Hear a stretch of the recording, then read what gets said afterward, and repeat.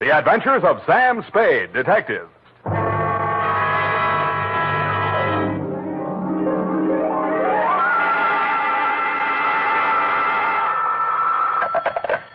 Sam Spade Detective Agency. Are you still there?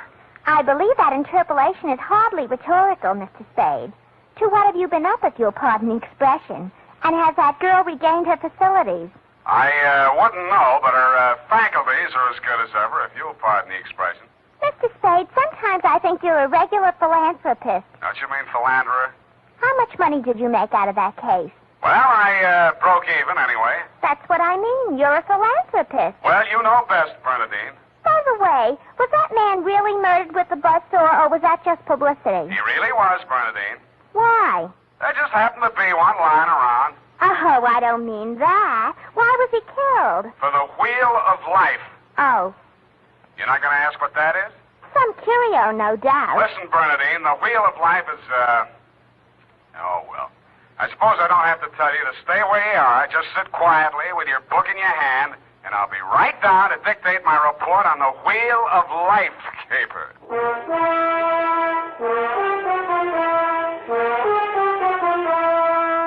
Dashiell Hammett, America's leading detective fiction writer and creator of Sam Spade, the hard-boiled private eye, and William Spear, radio's outstanding producer-director of mystery and crime drama, join their talents to make your hair stand on end with the Adventures of Sam Spade.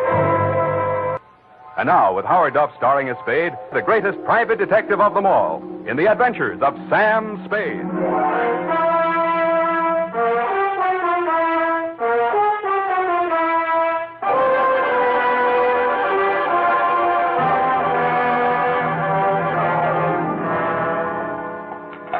I went down to St. James Infirmary to see my baby there. Ready, Bernadine, little flower? I'm way ahead of you. Keep it clean. No more than 3 erasures per page. Okie dokie? Oak. I mean doke. I mean date. Oh, I'd love to. July 11, 1948.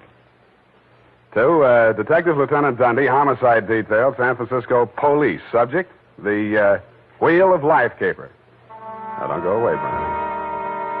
I don't know why these things always have to happen to me. Under private detectives in the San Francisco Classified Directory, they're listed somewhere in the neighborhood of 60 agencies, several with large display ads. But somehow she managed to find me. It's all so strange, Mr. Spade. I hardly know where to begin. Well, the beginning is always a pretty good place to start, Miss O'Farrell. Yes, the beginning. It was like waking out of a nightmare you can't remember. Everything seemed out of proportion. Even the buildings along the street seemed to be leaning at a crazy angle. And then I realized I was traveling down a hill. I looked wildly around for something to help me get my bearings. There was a street sign, O'Farrell, stuck in my mind, so I gave it to your secretary when she asked for my name. Uh-huh. What's your real name? I don't know. I don't know who I am, where I came from, or where I'm going. Mr. Spade, I'm so frightened. Now, wait a minute. A lot of people suffer from temporary loss of memory. Most of them recover. But amnesia is a sickness, and I am not a doctor. Oh. And you won't even try to help me? Well, I can give you the name of a good head doctor right here in the building. There's also missing persons. Oh, but I'm not a missing person. I'm right here. Yeah, I mean, where you aren't, somebody might be missing you, n'est-ce pas? But the police... Oh, I'd rather not. I might be wanted for some crime. How do I know? You sure you want to find out? Oh, yes, I do. It's terrible not knowing. But I want to find out for myself. Can't you understand that? What do you think I can do for you? You might save my life. From what? I'll try to tell you exactly how it happened. First, I looked at my watch. It was 3 minutes past 10. The cable car stopped at the corner and a man got on. I couldn't remember ever having seen him before, but then I couldn't remember anything. He sat down beside me and he caught hold of my arm. I tried to pull away. Well, you can see the marks where he... Yeah. Well, who was he? He acted as if I was... I think I know what you mean. Did you find out who he was? No, I was too frightened to speak.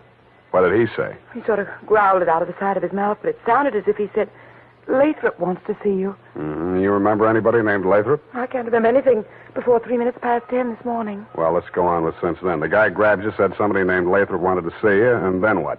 I went into a panic. I managed to jerk away from him, and I jumped off the moving car, and then I looked in the classified section, and I found you. Why me? I don't know. The name, I guess. A spade to dig up my past. Please, Miss O'Farrell. Do you think I'm very silly? No, I think you're very beautiful. I wish you could remember whether you're married or not. Oh, no.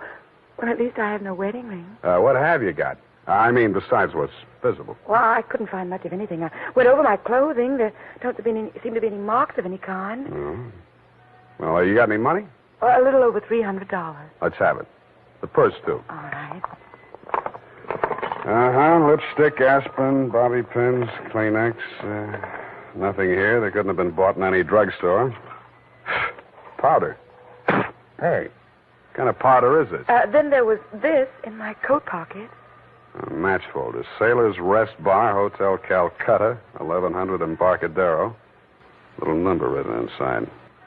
120. What's that, a room number? I don't know. My purse, you have to destroy it. Here's $10 of your own money. Buy a new one. Wow. Did you find something? Coin, Chinese bit. Good luck piece, probably sewn in by whoever made it, maybe in China. That ring any bells? No. No, I'm afraid not. Shoe. What? Your right shoe. Let's see it. Take it off. You aren't going to tear it up the way you did the purse, are you? Dust. Plaster dust. Is that a clue? I don't know, is it? I'm not a detective. Well, you are in this case, baby. If it doesn't mean anything to you, it doesn't mean anything. Well, it doesn't. That's everything. What am I going to do? Well, let me see. First, we better give you a name. O'Farrell's all right. You look like, Lana would do, but, well, that's in use. How about Poppy for forgetfulness? Poppy O'Farrell. That's a funny name. Oh, you think so? I think I like it. You do? I think I like you, too.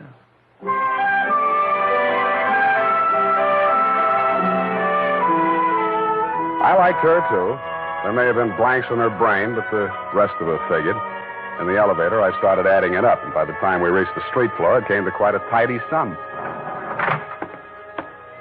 Where are we going, Sam? Far, I hope. But first, we're going to find you a place to stay. Oh, yes, we must be practical. No use overdoing it, huh? Oh, no, Sam, I didn't mean... Wait, What's the matter? You remember something? that man, the one who followed me this morning, he's standing right out there waiting. The one in the straw hat leaning against the newsstand? Yes. Where are you going, Sam? You stay here. I just remembered something I hoped I could forget. Hello, Shuggy. What brings you back to town? Do I know you? That doesn't matter. I know you. The name you were using when you blew this town was Shuggy Bellows. You wouldn't take the risk of showing your face here again unless the caper was worth it. You got a big nose. Keep it clean. You've been tailing that girl all day. Why? Dame? What dame? Who's Lathrop? I don't remember. Okay, I'll give you a chance to think it over. Hey, officer! You dirty shamus yelling. No, no, you don't. Here, what's going on here? Break it up. Oh, Mr. Spade. Is this fella giving you trouble now? Yeah, what kind of a beat are you pounding here, Clancy? Letting a cheap drifter like this walk around with an armpit full of gun? Or are they handing out permits to characters like these days? No, how about that, son? Have you a permit now? And a gope copper. Oh, so one of them clever lads he is. Well, come along, me bucko, before I lose my temper and give you your lumps now. Okay, I'm coming. That's better now. Much obliged, Mr. Spade. I'll pay you for this, Shamus. And a goop to you, too.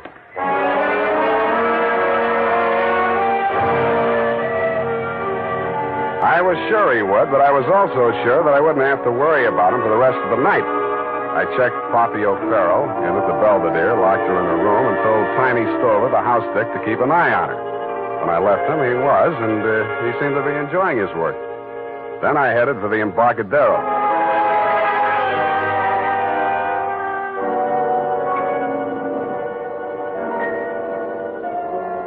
I found the Hotel Calcutta, but I couldn't find the lobby. There wasn't any. It had been squeezed out by the Sailor's Rest Bar. So I tried the bosun-type bartender. Howdy, mate. You got business aboard? Yeah, where do I find the purser? Hey, one ashore. All the officers went ashore except the janitor. He's passed out in his bunk. Oh, how about the passengers? You're in the thick of them right now. They spend most of their time and their money right here. Which one belongs to 120? You a dick? Yeah, but I got $10. Well, what I can tell you ain't worth it, but thanks anyway. He stayed in his cabin. I only saw him at once. That's when he went ashore. I says to the deck steward, that's room clerk to you. It was a general. He says, name of Korolenko. I noticed him because he was a real creep, see? 6'4" of solid brass. His head stuck up in the air, and he didn't move nothing from his stern to his shoulders. A real Frankenstein. Do I keep it then? Yeah. Do I get a look at his room? Yeah, sure. Go ahead. Who's stopping you?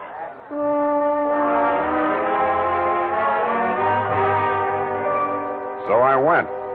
Nobody stopped me until I opened the door to 120. Then I stopped myself. It was an inside room with one small window and an air shaft, but it looked as if a flurry of snow had blown in. The floor and the rest of the flat surfaces were sprinkled with a fine, dirty white powder. It wasn't snow, it was dust, plaster dust, like the stuff I'd found in Poppy's handbag and on her shoes.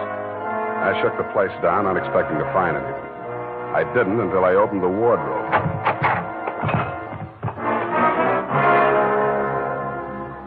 It was the body of a well-dressed ship surgeon, but his uniform was rumpled, torn, and bloodstained. From the look of him, his throat had been cut.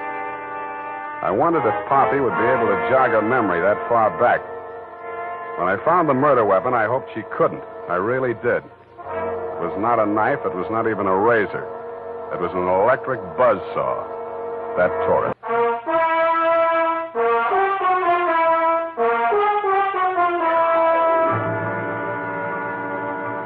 And now, back to the Wheel of Life caper. Tonight's adventure with Sam Spade.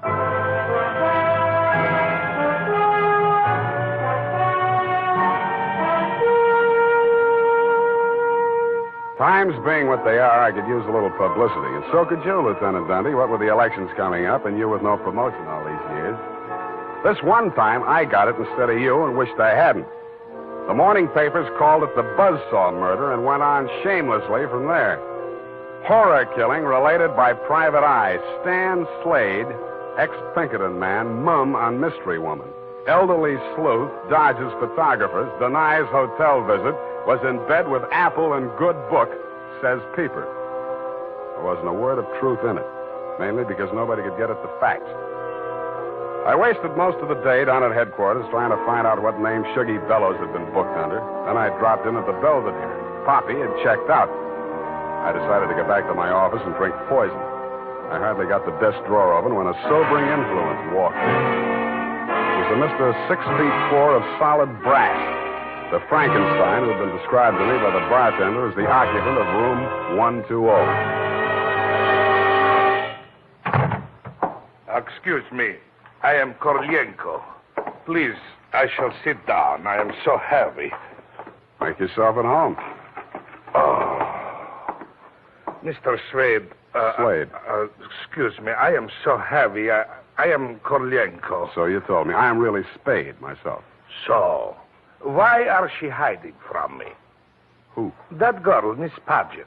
Her I am paying 1 month in advance, $300 American. Me, she have dessert. I am not rich, only moderately wealthy. But you understand, it's not question for money alone. That ship's doctor, he was most kind to me. He cared to me even after I arrived. Now he are dead for his pains, his dirty tricks. Yeah, I know how you feel. Now, if you'll take it a little easy, I think we'll get farther. You say this girl's name is Paget, and she traveled with you. From Macau, where she is the Florence Nightingale for Portuguese hospitals, forcing me to employ her, all others being Chinese nuns. That figures. You sick? No, only I am so heavy. They are breaking my back in traffic accident, rickshaw collusion. You're wearing a plastic cast? Yes, like a turtle, I am closed with my neck sticking out. Look, see?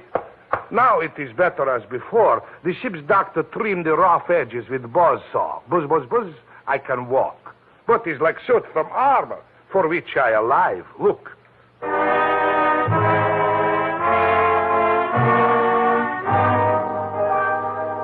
I looked again where he opened his shirt front, exposing the gray-white shell of plaster that surrounded his trunk from collarbone to hips. In a 6-inch circle over the left side of his chest, I counted 4 bullet gouges. I dug one of the slugs out and examined it. It was .32 caliber. The plastic cast, which was molded to the shape of his body, was no more than an inch thick. I didn't see how it had stopped the slugs, but it had. About then, the parts of Korolenko that were not held rigid in the cast began to tremble violently. Why are they doing this? Why? To a virtually helpless man. Why, Mr. Spade? Why? Where did you have that cast put on? Don't I said Macau? The Portuguese hospital there? The same. They are hanging me up with the neck and plastering me. Comes great pain, they put me to sleep from anesthetic. I are waking up in ambulance arriving at shipboard. Why you wish I should tell you my operation? More important things we should be discussing. I think so, too. I think Miss Paget and her friends had something they wanted to smuggle out of Macau and into San Francisco, and you're it. Oh, excuse me. I am not comprehensible. Look, I mean, while you were out with the anesthetic, they planted the goods, whatever they are, in or under your cast. Oh, that is why I am so heavy. The wheel. The what? The wheel. Look, I'll show you. He hauled a manila envelope out of his overcoat pocket and waved it in my face. I took it over to my desk and fished out the contents. It was a set of X-ray films. 3 of his spine, showing the fractures, 4 of the skull, 3 I couldn't figure out, and 1 of his rib cage, only something new had been added. In silhouette, it looked like the wheel off of a child's wagon. What is it, this wheel? What to do? 6 months I must remain in this straitjacket. If I remove it, I die. If I keep it on, they kill me to get their smuggle. Well, you look to me like the luckiest man alive. That wheel, or whatever it is, saved your life by stopping 4 slugs. But still I shall die. How shall I die? When shall I die? Your best advices, please. Korolenko, I think you better die right now. Excuse me? It's the only safe place for you. The morgue.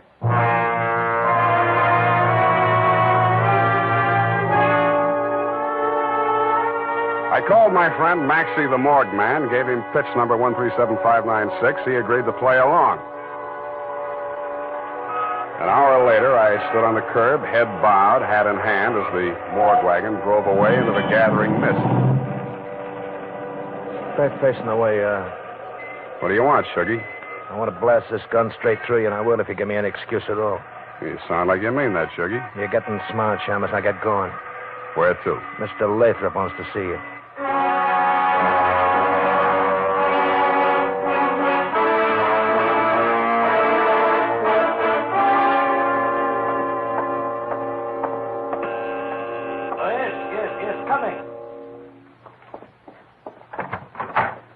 Shuggy, dear boy, you've not failed me this time.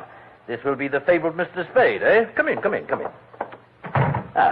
Sit down, Mr. Spade. We'll talk. Tell your Gunsel to get that pistol out of my ribs. Oh, yes, indeed, Sugar. You mustn't overdo it. And get him out of here. I'm tired and nervous, and my price goes up $1,000 every minute he's in this room. When I get to 10,000, I kill him. Then the price jumps to 100 to take care of me on a murder rap. I should ought to plug you downstairs. Come, Sugar, don't be ungracious. You wait in the other room now.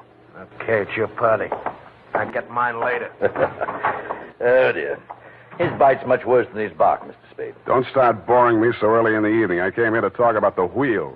Oh, so you know about the wheel. I do better than that. I've got it. That may well be, but do you know what to do with it? I got 2 possibilities. I can turn it over to the cops and you with it, or I can sit on it until it hatches. A quaint conceit, sir. Round and round the little wheel goes, and where it shall stop, nobody knows. That's where you're wrong. It stops right here. So you better start placing your bets. Just what do you mean by that, sir? There's part of it. What is it? It's one of the slugs you Gunsel threw at Korolenko. I got 3 more just like it that I dug out of him before he was carried to the morgue. Well, an advantage, I'll admit, but hardly worth your while to take advantage of. Don't be too sure of that. Just how much do you know about the wheel? So far, it's been worth 2 human lives to you at the risk of your own. That tells me all I need to know. Oh, no, not quite.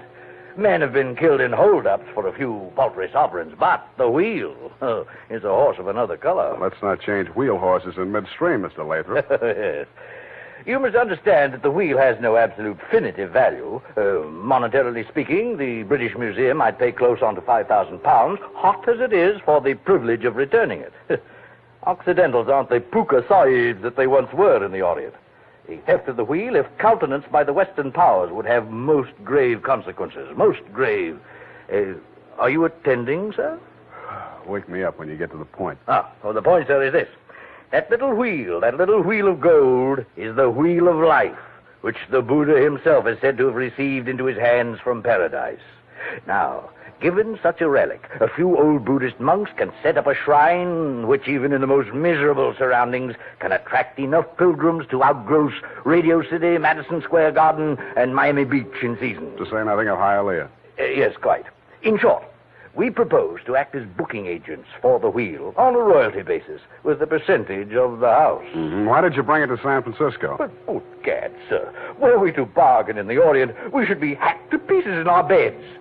I'll settle for a lump sum and let you do the bargaining.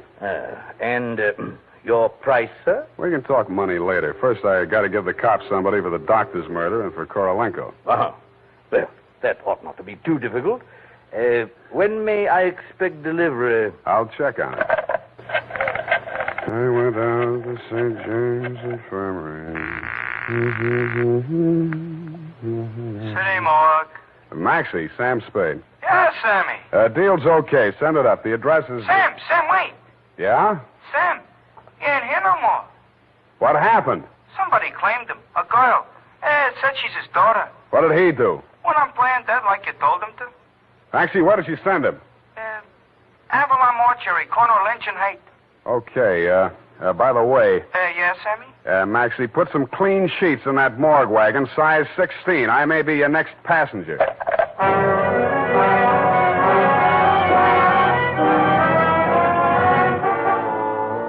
At the Avalon Mortuary, the night watchman let me in. He said Mr. Korolenko's daughter had brought an overnight bag and was keeping a vigil by his bier in slumber room number 7. I approached on tiptoe. Just as I reached the door, I heard the most terrible sound I've ever heard. It was a buzzsaw biting into plaster. How deep, I didn't like to think. I did the first thing that popped into my head. I grabbed up a lamp from a console, smashed the bulb, and plunged it into a vase of flowers.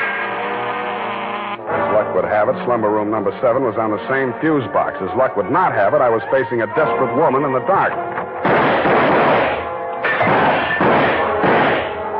I hugged the carpet while she emptied her gun. I hoped she didn't have a spare. I forgot about the buzzsaw. The room lighted up momentarily from the lights inside my head, and I staggered back against the wall. I waited for her to get her bearings again. There was no hope of me getting mine. Then I heard a big, hollow thud. The whole room shook, and the lights went on. Poppy O'Farrell and/or Paget lay on the floor under the stony weight of Korolenko plus 60 pounds of plaster. Get up! Get up! You're crushing me! I can't. I'm so heavy. You comfortable there, Korolenko? Comfortable in such situation? Do you ask the turtle, are he comfortable? Is Faker on bed of nails? He's equally here as elsewhere. Yeah, okay. Just hold her there until I get a statement. And he did. Item, statement by the aforesaid. It was like waking out of a nightmare you can't remember. Everything seemed out of proportion. That was her story, and I had to admire the way she stuck to it. But if you keep trying, I'm sure she'll get back enough of her memory to confess that she planted the wheel of life in Korolenko's turtle shell when she decided to double-cross Shuggy and Lathrop. They never tumbled to her hiding place. They were gunning for Korolenko because they thought Poppy was working with him, which was true in a way, but not the way that they thought. That's why they tortured the doctor in an effort to learn Kay's whereabouts. I understand your boys have picked up the rest of the trio, and they can tell you everything except why I conceived the brilliant idea of having Korolenko play dead. Between you and me, amnesia's a handy little gadget to have around, Dundee. I'm trying to draw a few strategic blanks myself. Period. End of report. Pardon me, Mr. Spade. Yes. There are just a few little coincidentals that I do not find entirely reprehensible. Such as? Well, I don't want to appear lucid or anything of that type. Believe me, you doesn't. I mean, don't it? Oh, you say the sweetest thing. But it's about the wheel. Oh, yes, the wheel. Well, I'll tell you what you do. You type that up. I've got a call in about that now.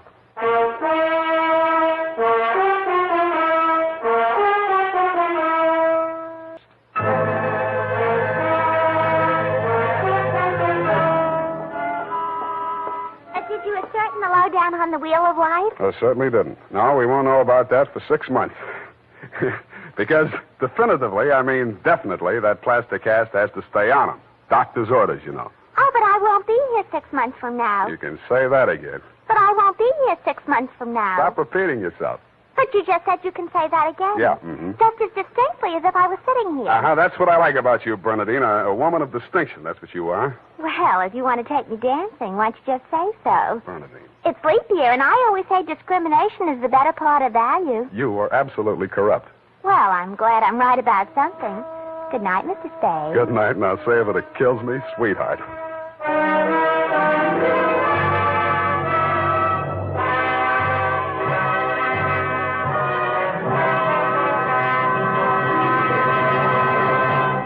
The Adventures of Sam Spade, Dashiell Hammett's famous private detective, are produced and directed by William Spear.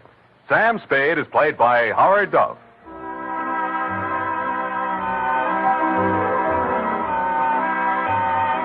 The Adventures of Sam Spade are written for radio by Bob Tallman and Gil Dowd, with musical direction by Lud Gluskin. Gil Dowd directed tonight's broadcast in William Spear's absence.